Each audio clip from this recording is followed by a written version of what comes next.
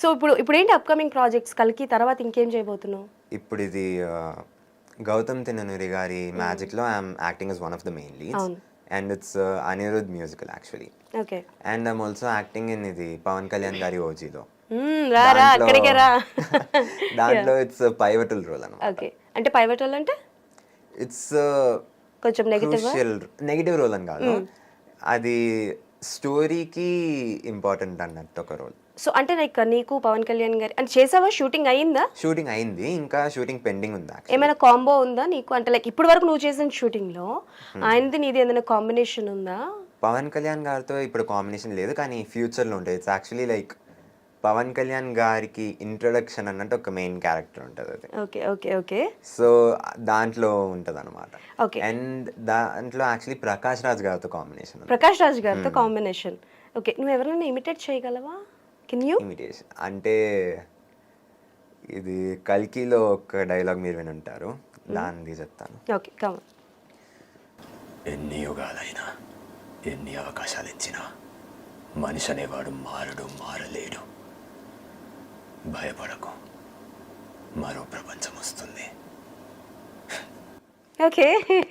ఇది యాక్చువల్లీ కమల్ హాసన్ గారి డైలాగ్స్. దాంట్లో సర్జ్ ఇది రిలీజ్ ట్రైలర్ లో చూపించారు కదా, ఆ డైలాగ్స్. నువ్వు మూవీస్ కి నీ వాయిస్ నువ్వే ఇస్తావా? అవును. నీ వాయిస్ చాలా బాగుంది. I mean it's very base voice. So dubbing చెప్తూ ఉంటావా? అవును, కానీ బేస్ వాయిస్ వల్లనే మళ్ళీ ప్రాబ్లమ్స్ వస్తుంటాయి డబ్బింగ్ లో. ఓకే. అంటే ఫేస్ కి మళ్ళీ వాయిస్ కి అంత డిఫరెన్స్ ఉంది కదా అని చెప్పి అప్పుడప్పుడు చెప్తుంటారు. నువ్వు నీకు కాకుండా వేరే చైల్డ్ ఆర్టిస్ట్ కానీ లేకపోతే ఏ హీరోకైనా సరే వాయిస్ ఇచ్చింది ఉందా? లేదు లేదు. నీది నీ వరకే, వేరే వాళ్ళకి ఎవరికి ఇవ్వాల? Okay done. అండ్ అంటే లైక్ నువ్వు ఇప్పటి వరకు చాలా మంది డైరెక్టర్స్తో వర్క్ చేసావు కాబట్టి నీకు బాగా ఫ్రెండ్లీగా ఉండే డైరెక్టర్ అంటే లైక్ నువ్వు నర్వస్ ఫీల్ అవుతున్నా సరే నో యూ కెన్ డూ, బాగా చెయ్యి, ఎంతమంది క్రౌడ్ ఉన్నా సరే అని సపోర్టివ్గా మాట్లాడే డైరెక్టర్ ఎవరు? సో సపోర్టివ్గా మాట్లాడింది యాక్చువల్లీ కల్కిలో Nagi sir. As you know he is really simple and humble person. So దాంట్లో when I was sitting idle, sir actually పక్కన ఉండే. So I went up to him and I సరే కొంచెం కామ్ డౌన్ అవుదామని చెప్పి, బికాస్ కల్కి is such a huge film, కొంచెం nervous ఉండే, ఎలా చేయాలి, కరెక్ట్ చేస్తానా లేదా అని కొంచెం నర్వస్ ఉన్నప్పుడు I went and spoke to sir అనమాట. అండ్ సార్ చాలా ప్రశాంతంగా he explain what I have to do and ఏ లెవెల్లో ఉండాలి, ఎంత ఇది దీనికంటే కొంచెం వెళ్తే ఓవర్ యాక్షన్ అవుతుంది అన్నట్టు, దీనికంటే మరీ తక్కువ అయితే it will not be fit అన్నట్టు. He explained it perfectly.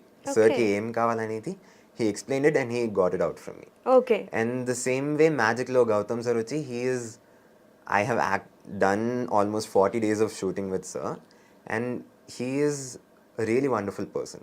Okay. Gautam sir వచ్చి he has such a high level of patience. ఇప్పుడు ఒక 3-4 takes పైన అయినా సరే he doesn't get angry, he stays calm, he keeps the set calm. And సార్ని చూస్తేనే మనం కూడా చాలా నేర్చుకోవచ్చు అన్నట్టుండే. I learned a lot from him. ఇప్పుడు కొన్ని ఎక్కువ టేక్లు వెళ్తే ఒక భయం వస్తుంది కదా, ఆ భయం రాకుండా మళ్ళీ how I can focus on getting the take done right అన్నట్టు he help me learn a lot. Okay. So బేసికల్గా అంటే ఒక కథ ఇప్పుడు నాకు తెలిసి నువ్వు చిన్నప్పటి నుంచి ఏమైనా ఉంటే మదర్ ఆర్ ఫాదర్ డెసిషన్ తీసుకుంటారు ఈ క్యారెక్టర్ అబ్బాయి చేయొచ్చో చేయకూడదు అని చెప్పి. స్టిల్ నా ఆల్సో నువ్వు ఏదైనా క్యారెక్టర్ చేయాలి స్టోరీ ఏదైనా విన్నప్పుడైనా అమ్మ కానీ లేకపోతే డాడీ కానీ డిసైడ్ చేస్తారు, ఆర్ ఎల్స్ బ్రదర్ ఉన్నారు అంటున్నావు కాబట్టి బ్రదర్తో ఏమైనా డిస్కస్ చేస్తావా? అంటే ఇప్పుడు ఏదైనా ఒక రోల్ ఉంటే I usually talk about it with my mom and dad. ఎందుకంటే they are people who help me stay in the right path. Okay. They are the people who care the most about me and care the most for me. So వాళ్ళు ఏ decision తీసుకున్నా కరెక్టే ఉంటుందని తెలిసి ఏ decision అయినా సరే నేను వాళ్ళని అడుగుతా. వాళ్ళే. ఓకే. సో అంటే లైక్ నువ్వు మర్డర్ మిస్టరీ కూడా ఒకటి చేస్తున్నావు కదా. అవును. సో ఇప్పుడు నీకు అంటే కొంచెం భయం అనిపించలేదా? బేసికలీ అంటే సర్టెన్ కొంతమందికి భయం ఉంటుంది, చీకట్ అన్నా కొంచెం థ్రిల్లర్ జోనర్ మూవీస్ అన్నా, అండ్ నాకు తెలిసి ఈ మర్డర్ మిస్టరీ అనేది కూడా కొంచెం థ్రిల్లర్ జోనరే. యా, అది it is actually a story about nerd అన్నట్టు. ఒక స్టూడియస్ కిడ్, వాడు ఒక అమ్మాయిని ప్రేమిస్తాడు కానీ ఆ అమ్మాయి చచ్చిపోతుంది, షీ గెట్స్ మర్డర్. సో ఆ ఫాల్ట్ వచ్చి మళ్ళీ ఆ కిడ్ మీద పడుతుంది. Okay.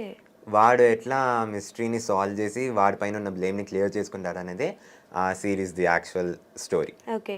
And if I'm not wrong Bhoothaddam Bhaskar నారాయణలో కూడా నువ్వు చేసావు కదా.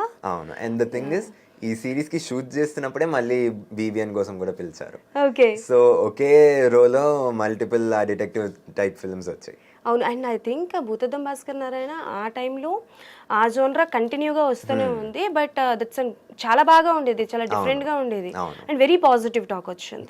సో 2లో కూడా ఉన్నావా మరి భూతద్దం భాస్కర్ నారాయణ 2లో? అంటే భాస్కర్ హిస్టరీ ఆల్రెడీ ఫుల్గా చూపించేశారు.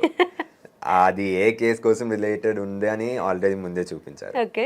ఇంకా ఏదైనా ఉంటే పిలవచ్చు, పిలుస్తారు, మనకు తెలియదు.